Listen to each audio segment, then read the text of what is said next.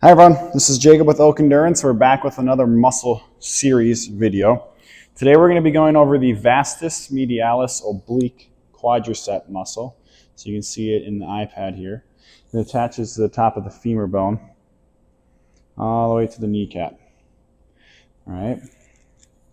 This muscle, you can think about it in terms of running as when we are going into our gait phase and we go into initial contact, it stabilizes our kneecap on the inside portion, right? It ensures that our leg and our kneecap doesn't do this, all right? When we're going down hills, braking a lot and running, a lot of times that muscle gets beaten up.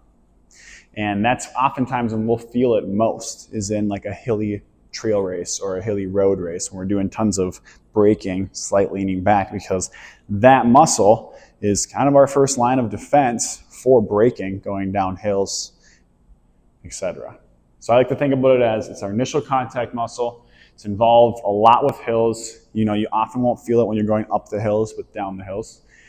And braking specifically. I should actually write that. Hills, down.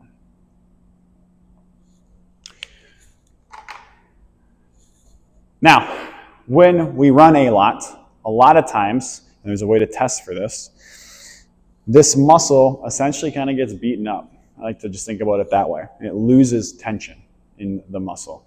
Even though as runners, you know, our quads are often defined. When you run a lot, it's very catabolic on the muscles. And the muscles you use a lot then break down more, right?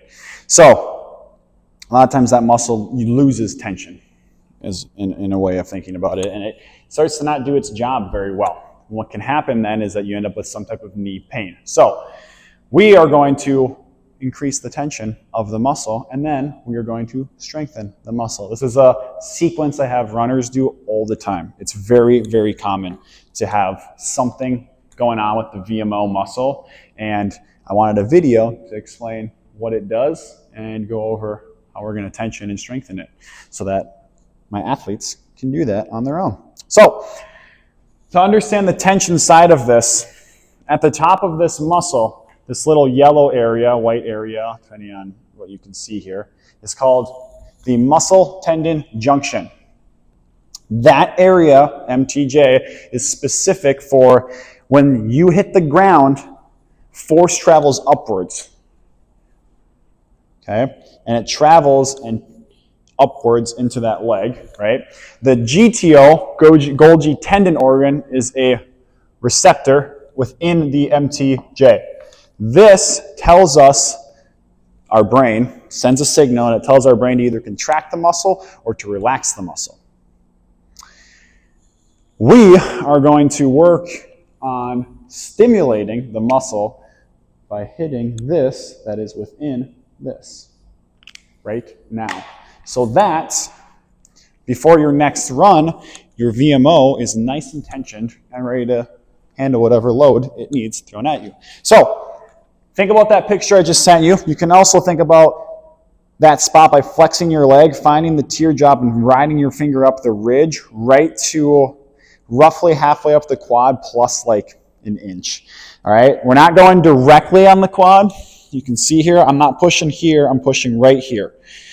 Into the quad, into that VMO Golgi tendon area. Okay? I like to find it first with my thumb.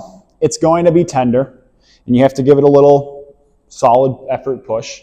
And then you can extend the leg out like I'm doing right now, and you can feel that muscle moving. And you can feel that tendon starting to help the muscle contract. Then we're going to take a massage gun, and we're going to hit that exact same spot with the gun. We're going to go 10 reps. Nice and slow. Really focus on squeezing the leg out again. This isn't going to feel amazing when you're doing it. It's kind of like an aggressive foam roller technique, myofascial release technique. A little different though because it's an activation technique.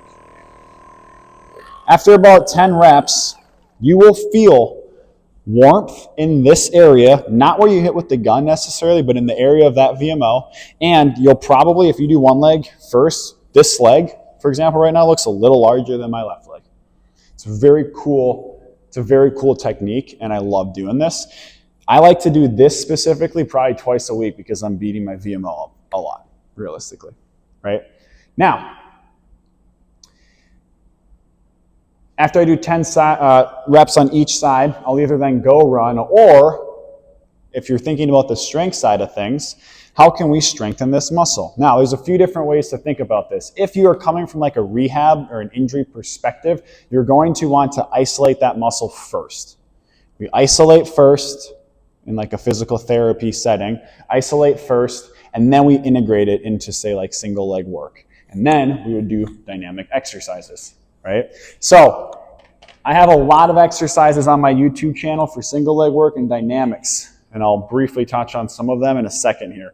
But the leg extension is what we're going to specifically do in an isolated fashion.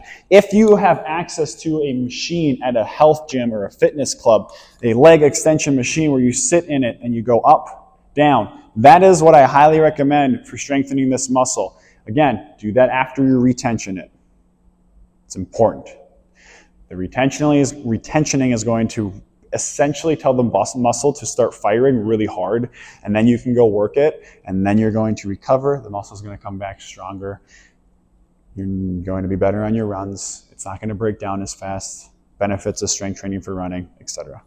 So what you'll do, you'll imagine clips here. I don't have this machine here. You'll push a clip that is pretty challenging to get up with 2 legs, and then you'll take one leg away and go about as slow as possible, 6 to 8 seconds, eccentrically down on the machine. You go up with 2, slow as possible, eccentrically down on the machine. You only need to do 6 to 8 reps, max 10 on this. If you can get 10, you gotta go up and wait. If you can get it up with 1 leg, it's probably not heavy enough. Now again, it depends on the journey you are in right now. If you have a messed up knee for some reason, some type of runner knee going on, patella syndrome, whatever, you probably don't want to overload the kneecap a ton, right? So again, this is where working with a provider is important. Ask your provider questions, okay? If you do not have an extension machine, you can still do it with a kettlebell. It's just a lot harder to use enough weight that's going to make, honestly, much of a difference, but it's better than nothing. You can also wrap a band around you. Imagine a band here that's attached behind me to like a wall or a machine, right? And again, I'm really focusing on sitting up nice and tall, keeping the hips attached to the bench here, stool, whatever, chair. If I'm doing this, I'm probably doing 15, 20 reps because I really want to strengthen this. That is the isolated leg extension portion. Now, for the single leg situation, now I'm thinking about doing things in a single leg manner that are very, very specific to running. Example, single leg sit to stand. I have videos on that. A step up and working on keeping the knee straight, things like that. Once you feel comfortable with the strength side of things, and again, ideally you have a coach telling you the right rep ranges to work in. Probably you're going to be working in 8 to 15 for single leg work. If you're doing a lunge, it's probably going to be lower reps. Depends on what you're doing. Then I'll start doing dynamic exercises. And that's when I'm doing pogo hops, single leg, and working on keeping that knee straight, right? I might throw a band on and do hip flexion pogo hops, etc., right? You might do dynamic lateral lunges and work on keeping the knee straight. There's a lot of different dynamic stuff you can do. Jump squats, narrow jump squats, specifically working the inner thighs, right? So there's tons of exercises on my YouTube. The purpose of this video is more the function tension and the leg extension, how to integrate it into your training. I hope this was useful. If you have questions, feel free to reach out. This is a very complicated matter, so I hope that I did a decent job explaining it. Go ahead and reach out if you have any questions. This is Jacob with Oak Endurance. Thank you.